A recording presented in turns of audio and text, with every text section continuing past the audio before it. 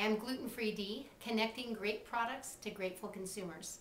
In honor of the coolness of the date, 1/11/11, I'm launching an 11-day contest in which you will share your insights and business tips about what worked for you and your gluten-free business in 2010.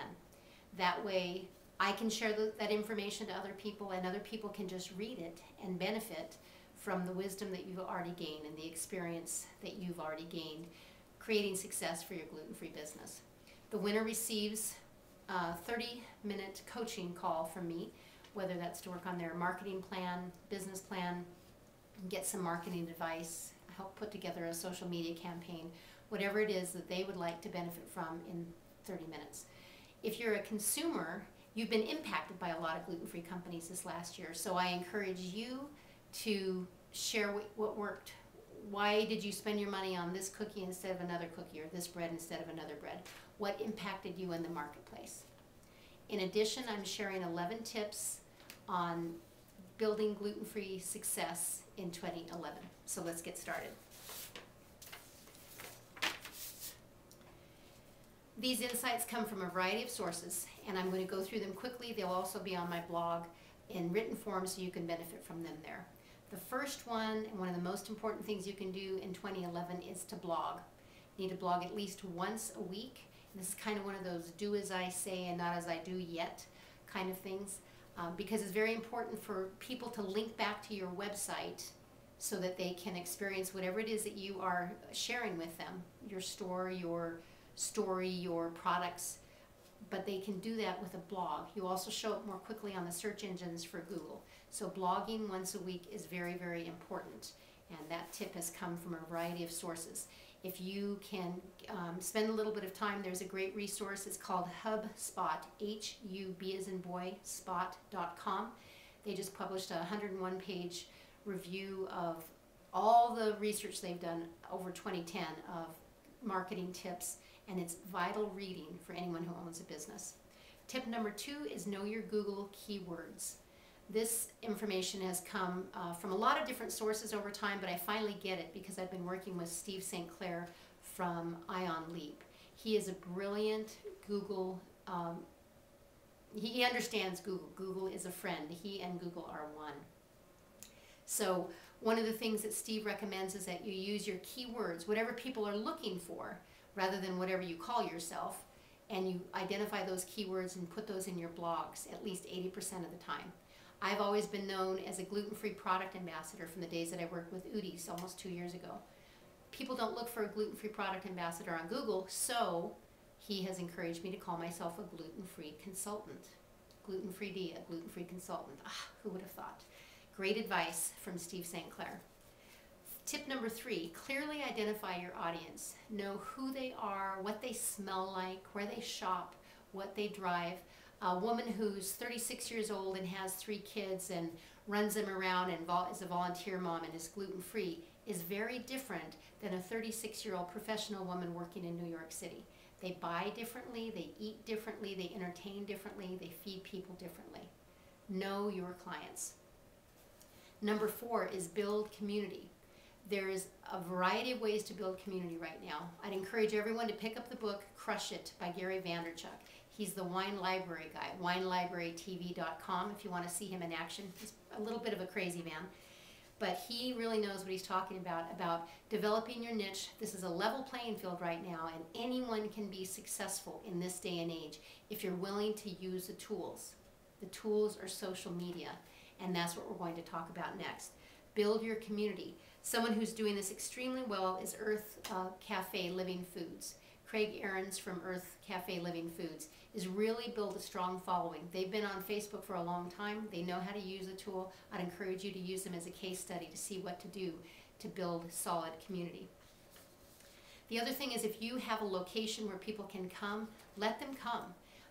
Find your top 5 to 10 clients and have a little event with those clients. Build community, build a deep, heartfelt relationship with each of the people in your local stratosphere so that they can share who you are, tell your story, share your product, and grow your business.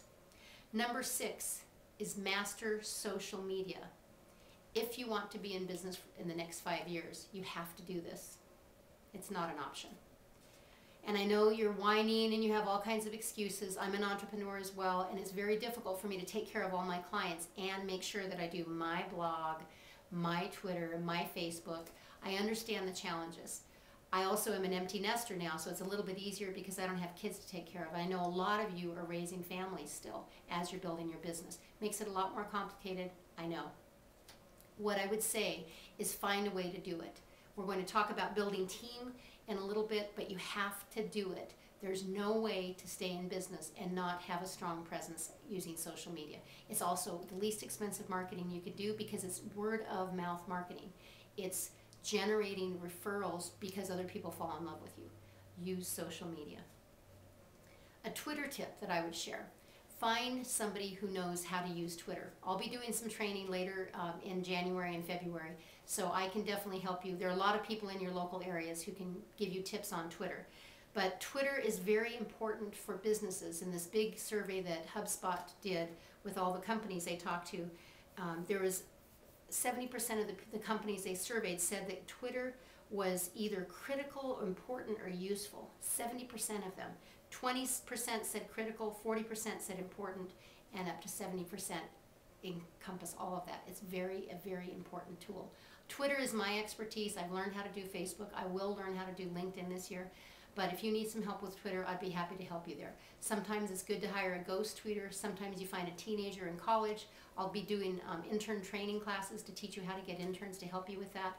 But it's an absolutely essential tool. You have to use something like Hootsuite or TweetDeck, or else Twitter doesn't make any sense at all. Don't go at it alone. You'll waste a lot of time. It'll be very frustrating. Just have somebody show you the ropes. Facebook is about faces, so that means use video on Facebook, use pictures on Facebook. One of my good friends and mentors, Jenny Poppinger with Face to Face, she is an expert on Facebook. There are some other people who are really fantastic on Facebook, so get some help with Facebook. A lot of you use it casually. If you are using it casually, I'd encourage you to use it professionally as well. You need to build a presence, get some following, and engage in conversation. Twitter and Facebook are about conversation. It's not about just selling, it's about building a community and inspiring conversation back and forth between you and your followers. LinkedIn is a great business-to-business tool. So if you are selling products that somebody else would buy who's in business, I'd encourage you to follow Lewis Howes, Lewishowes. He is a LinkedIn expert. He just did a webinar with his partner who is a Facebook expert, and I forgot to write his name down, so I apologize. I cannot give you advice on LinkedIn except learn from the pros. Learn how to do it right away. Learn how to do it right. Again, that's a great tool for some intern to do for you so they can maintain all of your social media. Number 9 is cultivate your story. You all have these amazing stories. Get a little flip camera like this, get a tripod, use some decent light, and tell your story. Tell it just the way that it is, and then edit it down so it's less than a 2-minute story. So people can use this, see it on your Facebook page, on your blog, on your website, when you go do events. Understand the crux of the importance of your gluten-free story. All of us are on the same journey, whether we're celiac or have a gluten intolerance. It's very important for you to know your story and use that in your marketing. Number 10, one of my favorite things, build a team. It's important to surround yourself with great people who have skills that are complementary to yours. Not the same as yours, but complementary. That's one of the things that I love to do. I love to help people do that. So if you end up winning that 30 minutes, and if you'd just like to help me identify for you, who else do you need on your team? I can do that. One of the best ways to do this is bring young people into your life, whether they're high schoolers or college-age students, whether they're friends of employees of yours or kids of the employees, kids of friends, or just young people who love your product. Invite them to help you move your business forward. It's very important to build a team, and there's a lot of very talented young people who know how to do all kinds of things with video, with photography, with Facebook, with Twitter, and they can help you in all of these arenas. Number 11 is develop a marketing plan. I don't care if you're a good marketer. Figure out a focus for each month in 2011. That's one of the packages I'm offering people right now. It's just for $99. I'll help you with a marketing plan so that you have a focus for each day in this next year. And as far as a marketing plan goes, people who fail to plan to fail.